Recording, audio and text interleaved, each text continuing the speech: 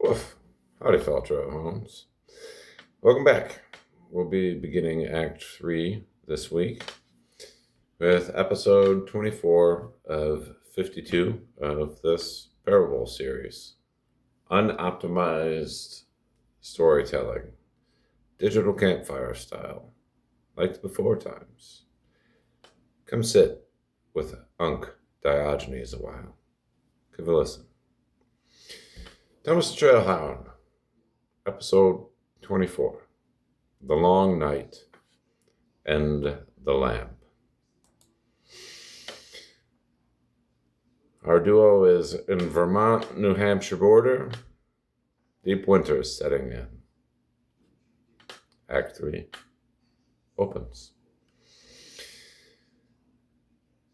The last known town was 3 days behind us. I know because I counted the dawns.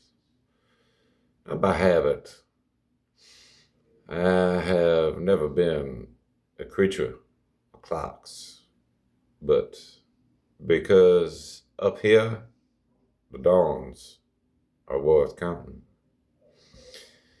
Each one arriving like a negotiation between the dark and the light that the dark keeps almost winning.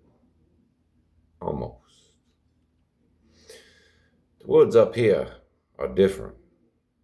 I noticed it crossing into them. The way you notice a room that has been empty a long time, abandoned, old. These trees have been having their own conversation for longer than any road within 50 miles of them. The birch standing white against the dark, like sentences the forest wrote itself in a language that doesn't require translation. Silence here isn't the absence of sound. It's a presence. It has weight. It has texture. It passes gently against the ears the way deep water presses against the body. Not threatening, just reminding you of its own existence. Thomas noted it the first morning, filed it. This is different country. Cold up here is also different. Not harsher, necessarily. More honest. Southern cold excuses itself, apologizes between warm spells, retreats when the sun argues back. This cold makes no such concessions. It arrived and it stayed and it organized itself into the landscape. The way a long tenant eventually stops being a guest and becomes part of the house. My breath came in small clouds that hung a moment, then disappeared. The old man's breath came in longer ones, slower. The body finding its winter economy, less wasted heat, more deliberate motion. The careful mathematics of a man who has learned to spend himself wisely in country that doesn't offer refunds. Move differently up here too. Not worse, deeper. The trail miles in Virginia and Maryland, even the good hard ones, had the quality of a man still becoming something. These miles felt like the becoming had quietly completed somewhere between Poland and the Vermont line, and what walked these woods now was simply what remained. After the grief, after the mask, after Eka, and the ponies, and the open balls, and the last warm room with the fireplace and the door that opened north, what remained was not diminished. What remained was elemental.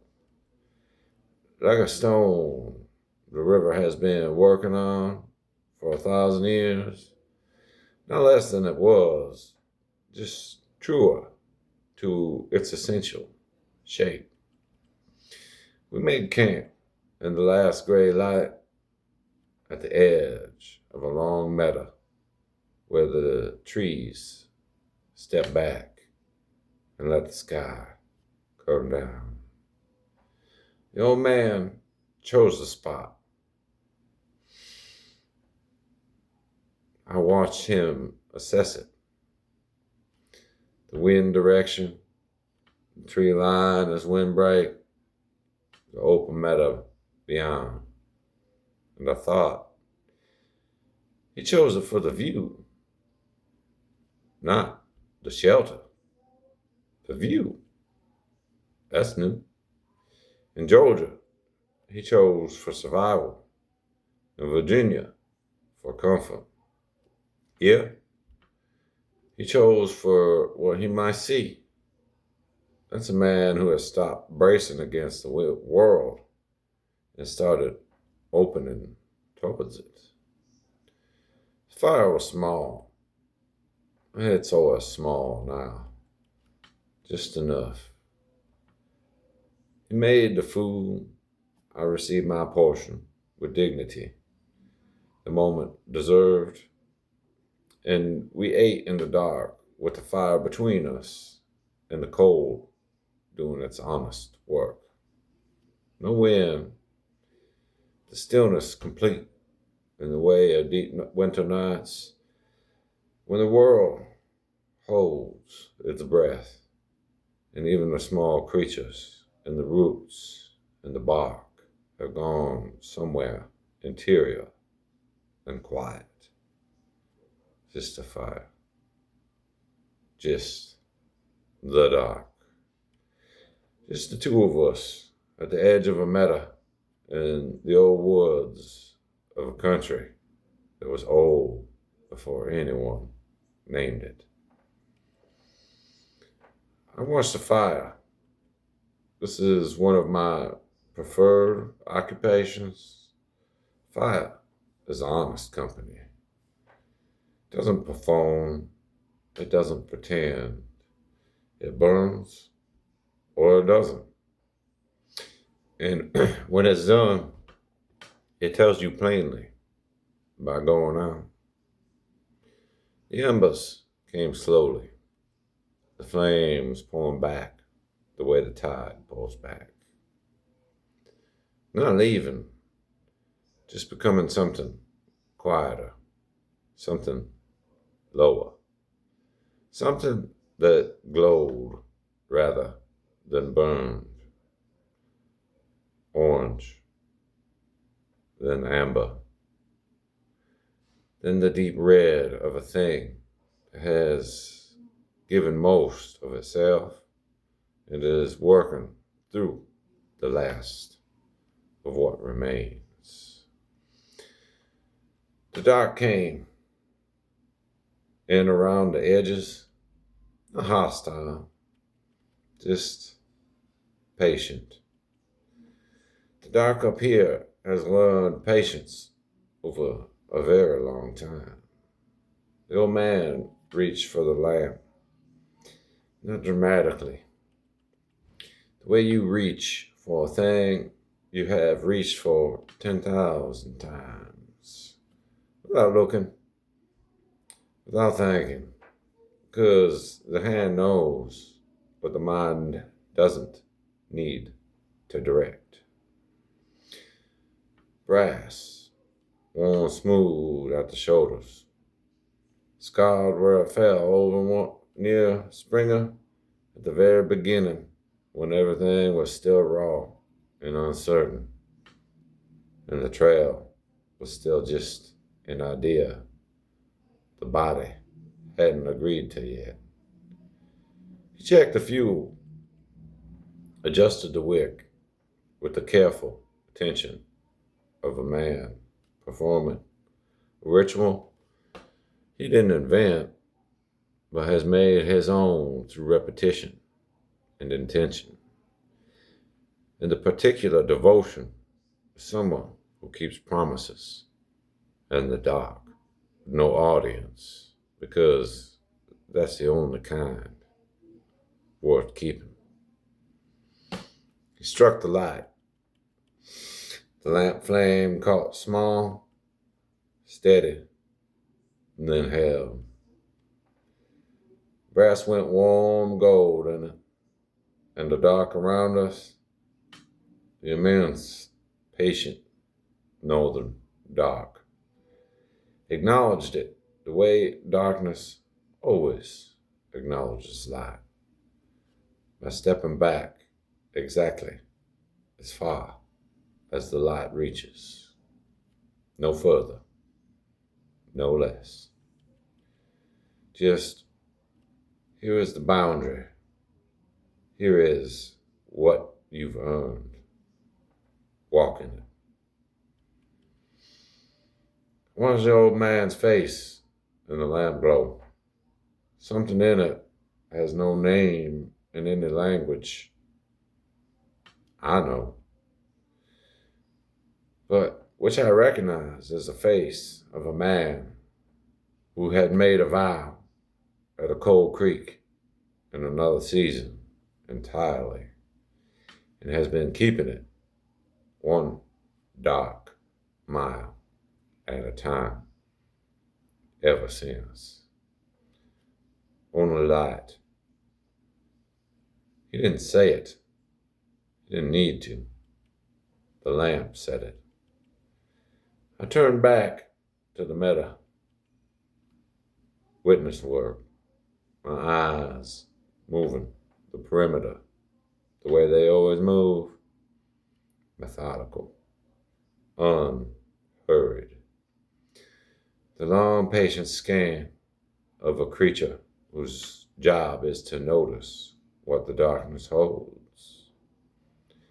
And then, at the tree line north of us, something moved in the sky that was not a cloud and not a star and not anything I had a category for.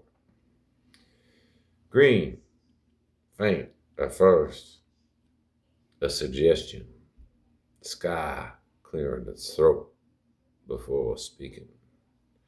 And it's stronger, a ribbon of it, pale green, shading to white at the edges, moving with slow, unhurried motion of something that has all the time there has ever been, and none of the urgency that time usually brings. I stared. My ears came forward. Every instrument I have orientated toward this thing that made no sound, carried no scent, posed no threat, offered no explanation. Just moved across the northern sky, the way a hand moves across a page, writing something too large to read from where we stood. The Aurora. I didn't have the word for it. I'm not certain the word is adequate anyway. What I had was the seeing of it, which was enough, which was more than enough, which was kind of enough that makes every previous definition of the word feels slightly insufficient. The old man saw it when I made no sound and didn't move, and every part of me went still in the particular way that means, look. He looked. I will not try to describe what happened in his face. Some things are beyond report. I am a faithful narrator.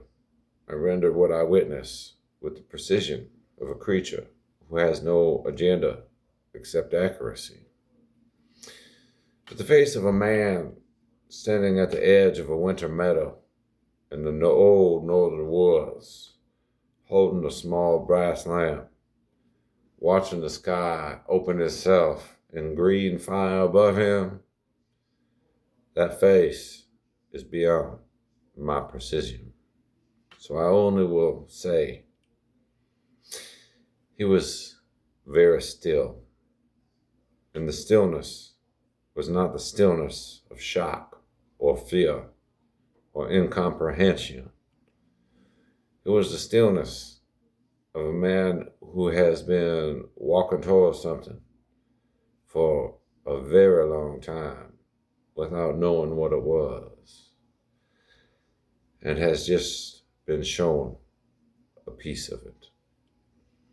The aurora moved, slow ribbons, green, deepening at the center. White at the edges were thinned against the stars. The stars themselves seemed to lean in, or perhaps I did.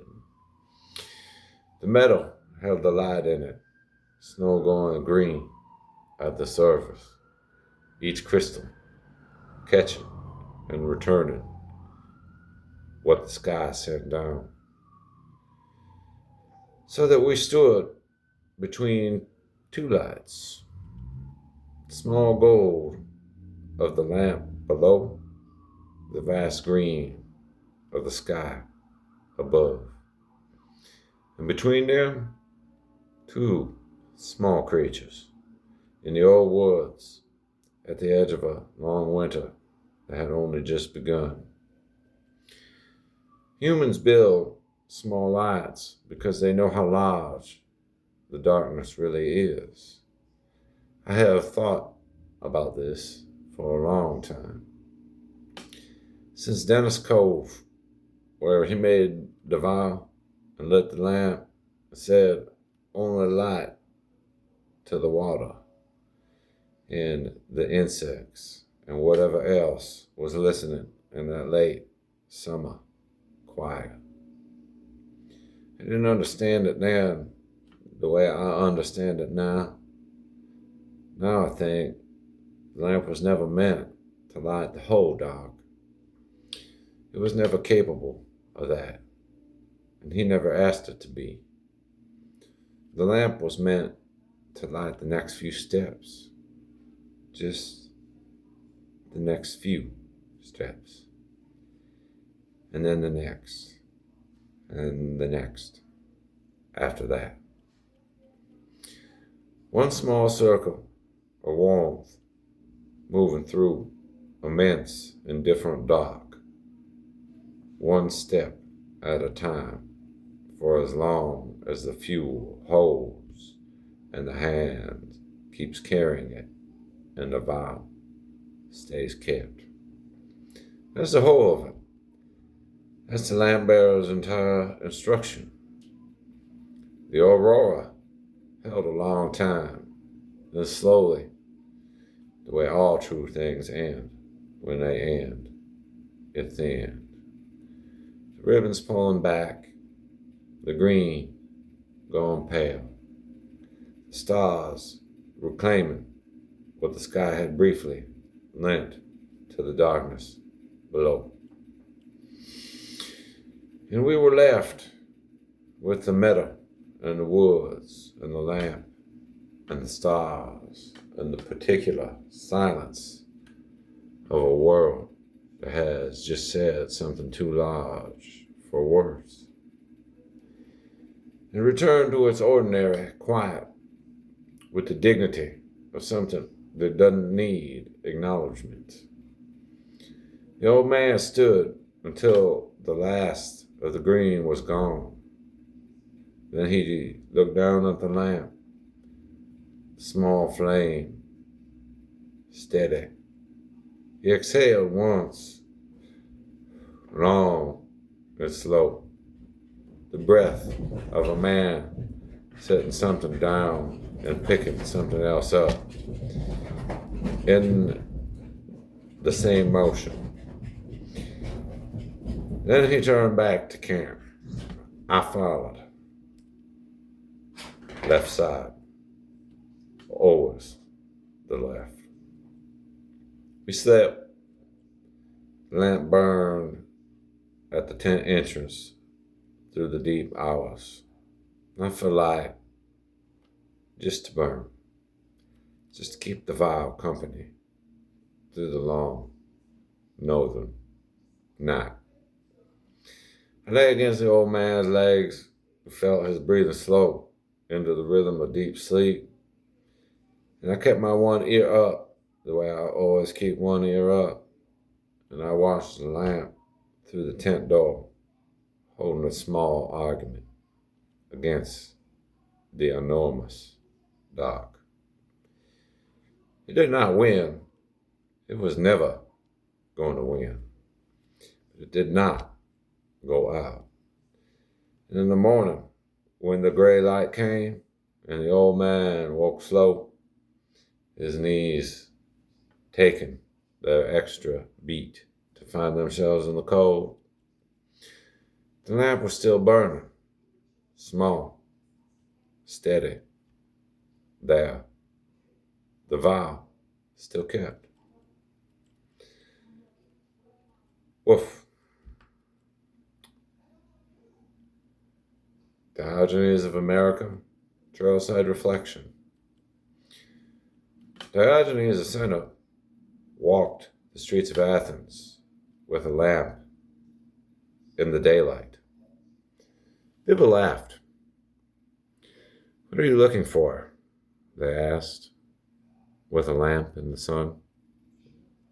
An honest man, he said. He never found one.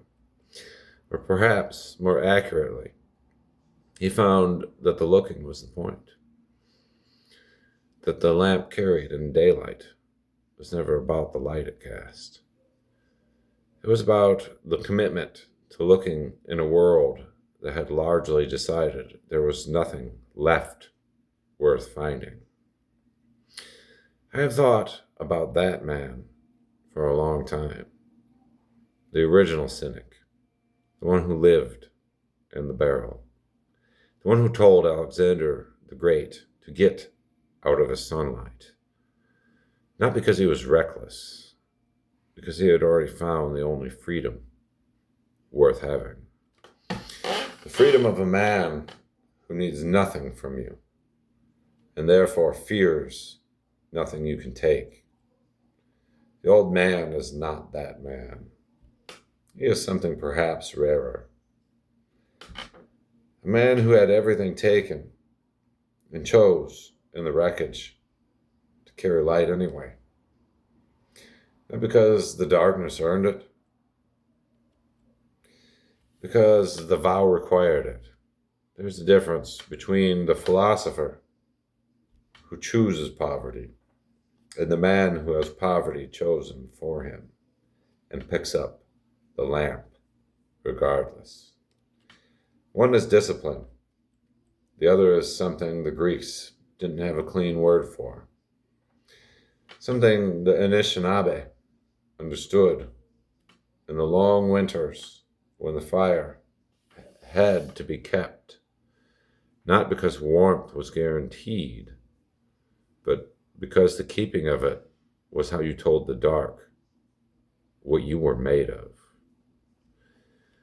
Something the Irish understood in the centuries of endurance, when the only thing that survived was the story and the song and the small light passed hand to hand through generations so it wouldn't go out. The lamp is not a metaphor. The lamp is a lamp, and the man who carries it through the northern dark is just a man. Sometimes, on a winter night, at the edge of a meadow, in old woods that have been old longer than any of our certainties, the sky opens, and the light answers light, and for a moment, the small and the vast are in a conversation, and you understand that neither one is sufficient alone. You need the lamp, and you need the aurora, and you need to be standing in the cold dark between them, with a vow still kept, and the next white blaze somewhere ahead, and a loyal hound at your left side. To witness it and carry it forward in whatever words a dog can find. Find your north, carry your lamp. The sky will do the rest when it's ready. Faith, family, forward, always. Act 3 has begun now, as we transition into the winter season. If you made it this far, thank you for stopping by, fellow citizen of the digital agora. The great modern American cynic, Diogenes the dog, wishes you well. Considering hit, like, share, and subscribe. See you next week, Trailhounds.